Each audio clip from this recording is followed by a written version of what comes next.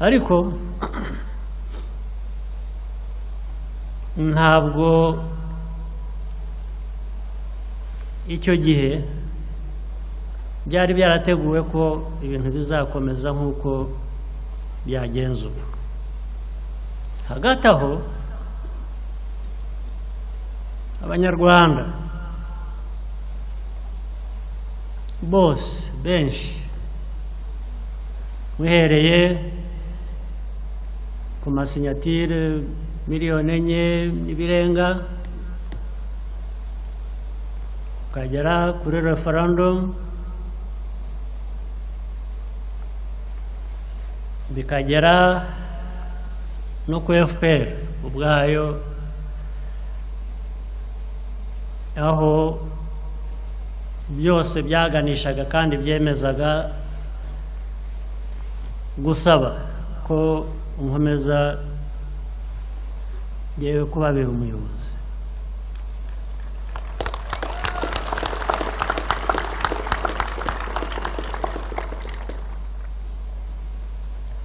Nabwiye abantu bushize ko niyo bitaza kuba yes, reka nongere mbasuze inshuti bakunzi b'ibiganiro mbagezaho, ndetse ndabizi ko tuba turi kumwe mu buryo bumwe cyangwa ubundi, ariko imbuga nkoranyambaga zoroheje uburyo bwo gutanga ibitekerezo ndetse no kugaragaza uburyo abantu bumva ibintu, rimwe na rimwe bakabyemeranyaho ubundi ntibabyemeranyeho. Ariko icyo tugiye kuvuga kuri iyi video cyo ni ukuri, ni n'ihame ntakuka kuko byatanzwe ndetse bivugwa na nyir'ubwite. Iki kibazo urakibaza, ariko kandi hari n'ibindi byinshi ushobora kuba wibaza wowe ku giti cyawe bijyanye n'imyumvire, bijyanye n'ibyo ushobora kuba ukunda gukurikira. Ngewe buri gihe iyo ntuje, iyo meze neza, iyo nta mirimo impangayikisha afite, nkunda gukurikira amagambo atandukanye yavuzwe n'umukuru w'igihugu mu bihe bitandukanye, ndetse no mu biganiro cyangwa se inama zitandukanye aba yaritabiriye. Hanyuma muri aka kanya ngiye kugaruka muri 2017, wari umunsi ukomeye, wari umunsi mwiza w'ibyishimo kuri bamwe abari batsindwa, ariko ntabwo byari byiza. Ariko noneho iri jambo yavuze, ntekereza ko abaryumvise benshi bakomye amashyi barataha, ariko ntabwo barizirikanye cyangwa se ngo bumve uburemere nyir'ukurivuga yarivuganye, cyangwa se ukuri kw'icyo yashatse gusobanura muri rusange. Hanyuma ndagira ngo ukurikire iyi video, nirangira tuze kuganira babwire ikintu gikomeye. Hanyuma mu gukurikira iyi video hari ibintu bitatu ngira ngo uze kwibandaho, turi buze kugarukaho iyi video irangiye. Icyambere, reba uburyo famiye y'umukuru w'igihugu yamwiyunzeho cyangwa se yamwegereye ubwo yavugaga iri jambo. Ako kantu uze kugakurikira, uburyo binjiye ndetse n'uburyo bahagaze, ndaza kugira icyo mbikubwiraho iyi video irangiye. Hanyuma kandi umukuru w'igihugu ati ndashimira umuryango wanjye nawo ni inkotanyi, bakomoka ku nkotanyi, nabo ni inkotanyi zibyiruka n'iz'ejo hazaza. Icyo nacyo, iryo jambo uze kuryumva neza, aho yavuze ati ni abana b'inkotanyi. Hanyuma muri ruriya rugendo hari abantu yashimiye by'umwihariko, abibandaho ndetse abatindaho bamaraho akanya kanini. Icyo kintu uze kukizirikana, harimo abikorera mu buryo butandukanye, batanga amikoro yabo cyangwa se bagize uruhare mu cyo umukuru w'igihugu yishimiraga. Yatinze ku rubyiruko, uze kubikurikira, atinda ku bahanzi, ndetse n'abanyamakuru. Impamvu yabyo ni iyihe? Hanyuma muri rusange aza gusobanura neza, aravuga ati ese impamvu yemeye kwiyamamariza kuyobora u Rwanda, ese iyo atabyemera byari kugenda bite? Ibyo ngibyo rero bikurikire muri iyi video, hanyuma nirangira ndibuze kugira ibyo mbahishurira ku bijyanye na biriya byose mwagiye mukurikira. Ariko mbere y'uko tubijyaho, reka mubanze murebe iyi video muri rusange, itari buze kuba irambiranye na gatoya.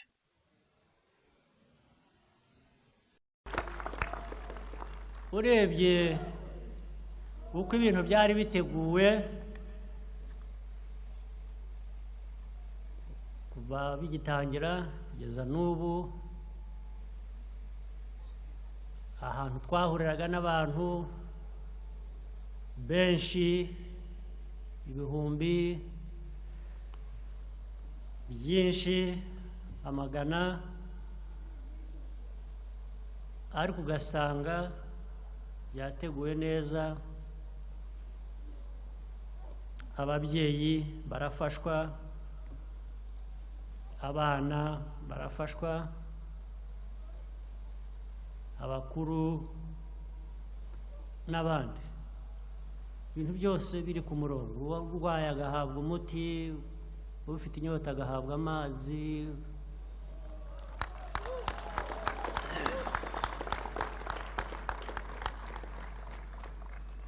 mbese mu buryo bwa organization ntacyo umuntu yabanenga, mwarakoze cyane.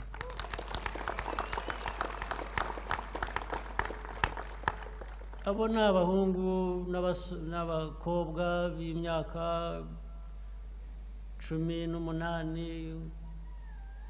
20, 25, 30.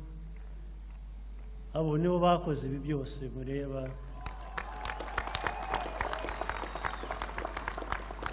Ndabashimira rero, ndashimira n'abari babayoboye. Ntabwo nakwibagirwa gushimira abahanzi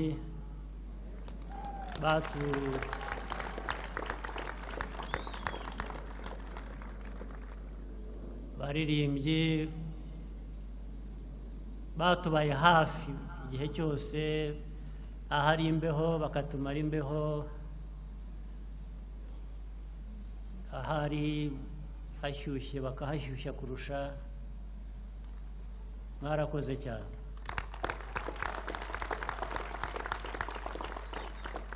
Hari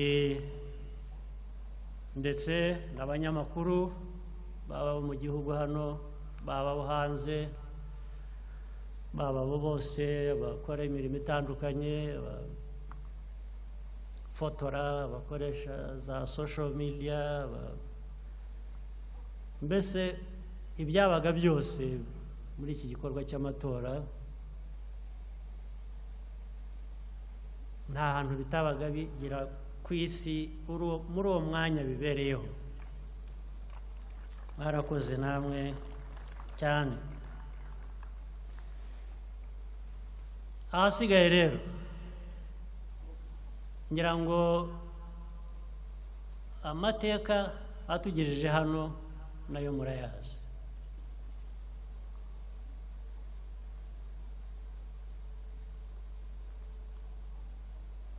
Murareba imyaka 7 ishize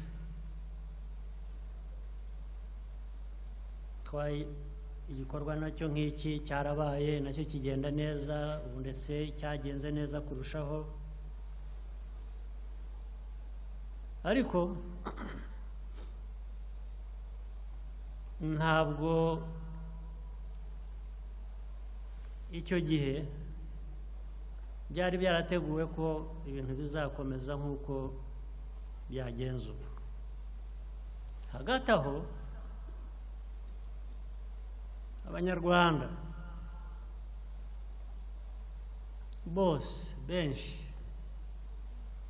muhereye ku masinyatire miliyoni 4 ibirenga ukagera kuri referendum bikagera no ku FPR ubwayo aho byose byaganishaga kandi byemezaga gusaba ko nkomeza yewe kubabera umuyobozi.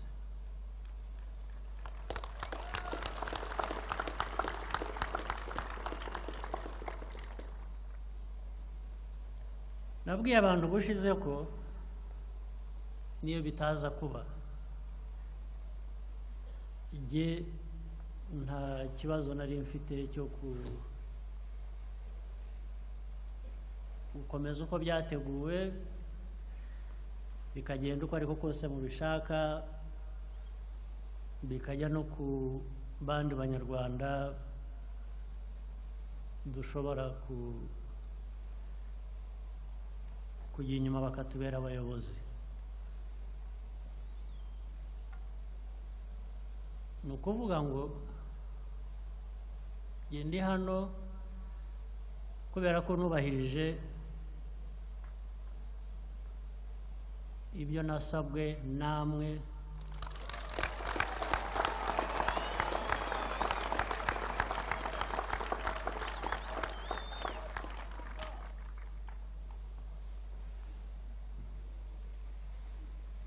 ndetse uyu munsi mukaba bigaragara ko mwabyemeje byari nko kuvuga ngo n'ubu ngubu nibyo twakoze.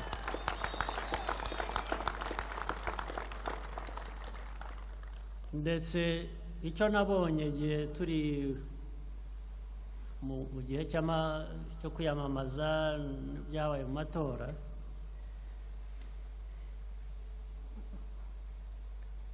bisa nkaho icyo gikorwa cyo kugira ngo nkomeze mbabere umuyobozi cyavuzweho byinshi cyanenzwe byinshi cyane cyane n'abo hanze ubwo baninaga icyo abanyarwanda bahisemo gukora. Muri ibi bikorwa rero tugenda tuvamo bisa nk'aho abanyarwanda bagerageje noneho kubyerekana ko byari byo bitari ibintu byo kunyura iruhande gusa nka bya bindi rero iyo nyine wahisemo gukora ikintu hakagira ugihakanya kenshi bitera imbaraga uwahitagamo ndetse agashaka kwemeza ko icyo yahisemo yagihisemo azi icyo akora.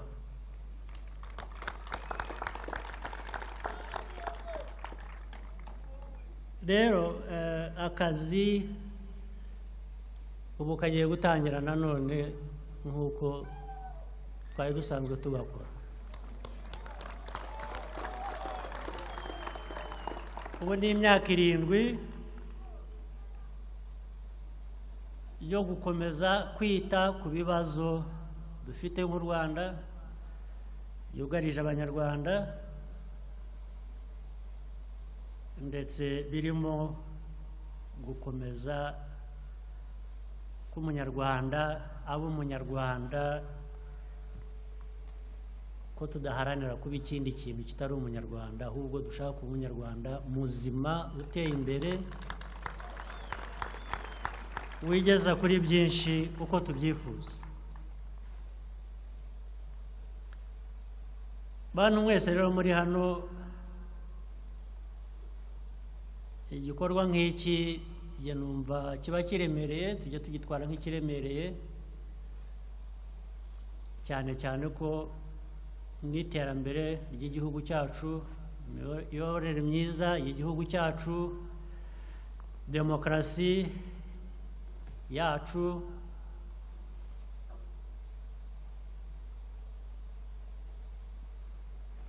n'ubumwe gukomeza kubutsindagira ni ikintu ubwacyo kiremereye. Tujye tubifata rero nk'ibintu nyine tuzirikana, dutekereza buri munsi kandi dukora tuganishaho kuri buri munsi.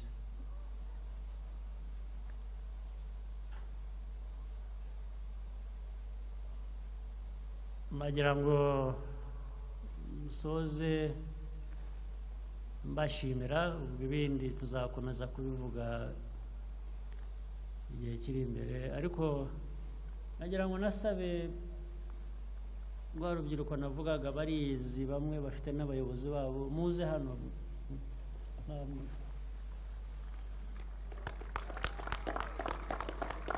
Mugomba kuba mufite amatsinda, mufite abayobozi, nagira ngo muze hano musange abayobozi bandi bacu bari hano. Bari hehe? Ntabwo mwizi?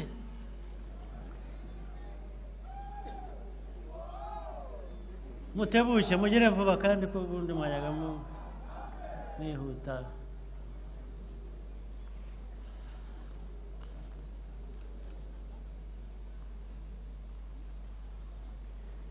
Hari abandi bakora akazi karemereye cyane kavunanye kurusha byose kandi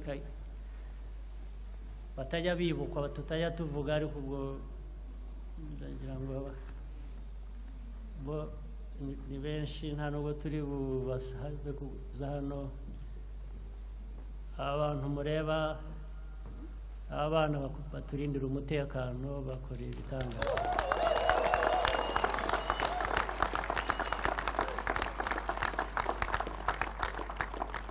Bakora ibintu byinshi cyane, bo kenshi ntabwo tujya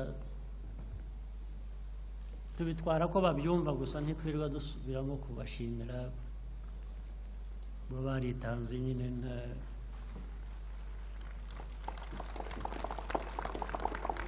Ubwo ariko nabo ndabashimiye, n'abandi bose, inzego zindi zose zafatanije.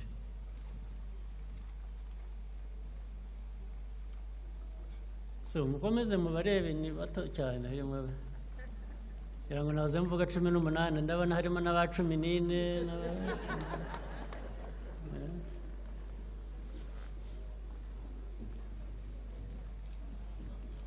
Abana bajya guhamagara iteka mu masaha 9 y'ijoro, bakakubwira ko bari mu muhanda bajya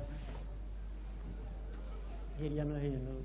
Nagira ngo rwose muze hano mbashimire, mwakoze cyane.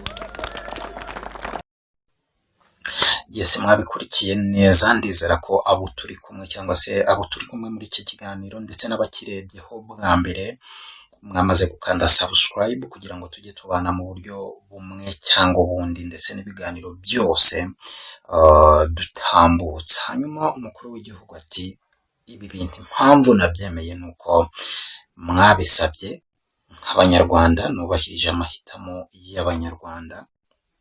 Hanyuma ariko aravuga ati muri rusange nk'abanyarwanda tujye tuzirikana icyerekezo ndetse n'aho igihugu cyavuye, hanyuma dukorere abanyarwanda muri rusange. Bivuze iki rero? Bivuze ko umukuru w'igihugu we yakoze aya mahitamo kubera ko atifuzaga gutenguha abanyarwanda mu buryo bumwe cyangwa ubundi. Hari video abantu bakunda Inkotanyi, hari video ndimo gukoraho ubushakashatsi, ni video igaragazamo abantu benshi mutigeze mumenya, wenda amazina mwarayumvise, ariko icyo gihe ni video bari ku rugamba bafite ibikoresho barwana. Ndakurarikira gukanda subscribe kugira ngo ejo nidushyiraho iyi video uzabashe kuyibona, ndetse mu ba mbere. Ndabizi neza ko ibiganiro nk'ibi mubikunda muri benshi.